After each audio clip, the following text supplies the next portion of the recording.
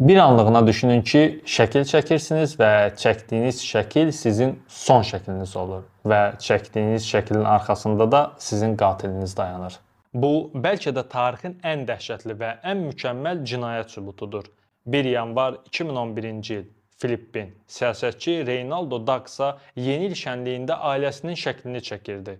Həyat yoldaşı, qızı və qaynanası gülümsəyərək ona poz verirdi. O düyməni bastı. Həmin an o güllə səsi eşitdi və yerə yıxıldı. O dərhal ölmüşdü.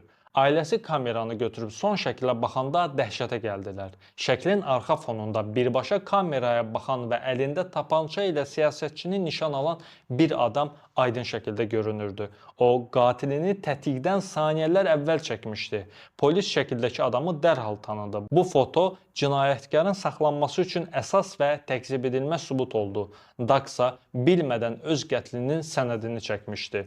Dostlar, əgər videonu bəyəndinizsə, kanalımıza abunə olmağı, videonu like etməyi və öz dəyərli fikirlərinizi aşağıdakı şərh bölməsində bizimlə bölüşməyi unutmayın. Sağ olun və salamat qalın. Növbəti videoda görüşənədək.